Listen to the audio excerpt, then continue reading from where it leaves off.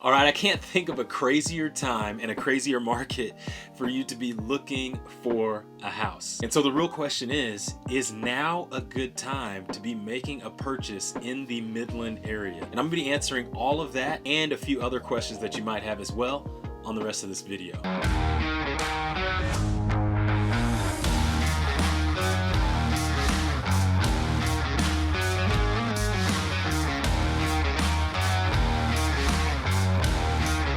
All right, well, I can't think of a crazier time for you to be thinking about purchasing a home in this market right now. And so I know the question you're asking is now a good time for you to buy a home in Midland with everything that's going on?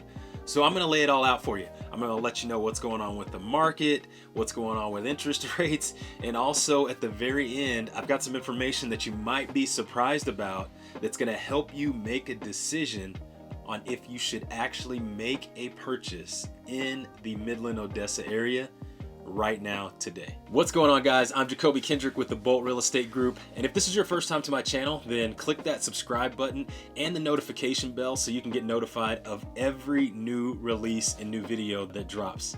And also, we're getting a lot of phone calls from people that are moving into the area, moving out of the area, and just shuffling in and out around the Midland, Odessa area. And so if that's you, we'd love to be able to help you out, answer any questions that you might have.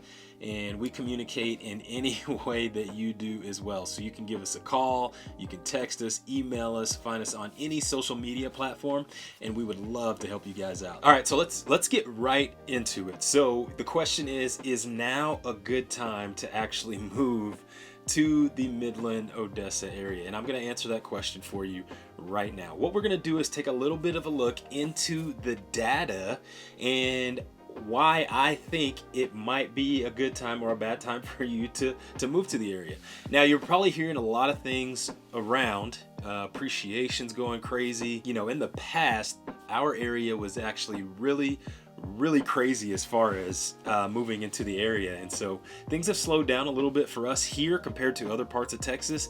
And so that is one thing that everybody will find a little bit refreshing. So even if you're a seller and you have to buy another home, even though the price of homes is going up, that could still cause a little bit of an issue whenever you're looking to purchase a home, if you're upgrading or even downgrading. And so the fact that the market's going crazy can sometimes be a good thing, but it can also be a bad thing as well. So what are we going to look at here? I've got all of my information here in front of me, so I'm going to be looking down at some of the stats here. So that's why I'm looking down and around at things. Now, what I am going to say is that sales are actually up. Okay, right now it is the end of March, the beginning of April timeframe 2022. And so whenever you look at data for the market for residential real estate, everything is always looked at in the past. And so we have some of the data from February, a little bit of the data from March, but we're just going to look at the trends here. And then I'm going to help you figure out if now is the right time for you to actually make a move in this market. So when we look at the stats here, we've got information back up until February of 2022. Now, the number of sales in February of 2022 was 241 houses sold. Well, what does that mean? Year over year, so February 2021, there were only 134 houses sold. 241 this year and 134 last year. That is a 79% increase. That means people are out buying when normally January and February are your slowest months of the year. And so in January, there were only 140 homes sold. In January of 2021, there were 117.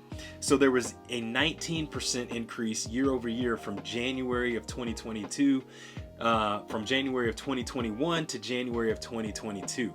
And so as you can see, the market is ramping up. Now the question is, what does that mean for you? So if there are more houses being sold, obviously it's a supply and demand, right? It's supply and demand. That's how real estate works. That's how everything works. So the question is, what is the supply doing? Well, if we look at it, there are only 534 houses available on the market in February, okay? Now in February of 2021, there were 571. And so it was kind of pretty close to the same. Now, the thing is, in January, there were 408 homes available, and now in February, there are 534 available. And now that I just looked recently here, there are about 400 available now here at the end of March. And so that number is always going to go up and down. And so since there was almost double the amount of sales from last year, you know, that number actually came down. So it's going to be interesting to see what the March sales are going to look like. So what does that mean for you? The other thing is there's 2 months of inventory on the market for our absorption rate. Now, what is absorption rate? Absorption rate means that if no other house came on the market, how long would it take for all of the houses to be absorbed? And that is actually 2 months right now. Now, last year at this time, so in January and February of 2021, it was about 3 to 3.5 months. So we've lost almost a whole month of inventory from 2021 to 2022. So I'm going to recap that for you. Number one is there are more sales going on right now at this time compared to 2021. There are also less houses on the market compared to last year. So with that being said, if there's less supply and more demand, what naturally is going to happen with prices? That means the prices are going to be going up, right? So the prices of homes are going up with the supply, or with the demand going up and the supply coming down. And so that's something that you kind of need to think about. Now, the other factor in here, what the Fed has said recently, right, just came out, I believe a few days ago, is that the Fed plans on raising interest rates throughout the year. Now, they say this, that's the plan. We don't know what's actually going to happen, but they say they're going to raise rates. They have recently increased rates a little bit. And so the question is, what are rates actually going to go to? We don't know what that number actually is, but we do know that they're going to go up. So that is going to affect affordability a little bit. And so that's the thing that you need to be thinking about whenever you're thinking about purchasing a home. Should you buy now? Should you buy later? Should you wait to see what happens? That's up to you. But the thing you need to know is interest rates are going up, meaning that you're going to be able to afford a little bit less house as interest rates go up. And also prices are going up. So you've almost got a double whammy there. You've got one instance of prices that are going to be going up, and you've also got rates that are going to be going up. So that's going to affect the type of house that you're going to be able to get into. And so if you're going to wait, how long are you going to wait? And what are you waiting for is really the good question. And that's only the question that you can answer. But these are the stats, and this is going to help you make that decision. Okay? Now, a couple of other things we need to talk about in the Midland area is, let's talk a little bit about employment and population, right? So employment, we're looking at the numbers. We have the data all the way up until January of 2022. And according to the information here, there's about 98,000 jobs available. And that's a 10% increase over last year, or year over year. So from January 2021 to January 2022, that's a 10% increase. And unemployment is at 4.44, and it is down about 3.8% year over year. And so let's take all of this into consideration. Employment is up 10%. Unemployment is down almost 4%. Inventory is also down for houses. Demand is going up, okay? And so as you look at that, what kind of things do you think are going to start to happen?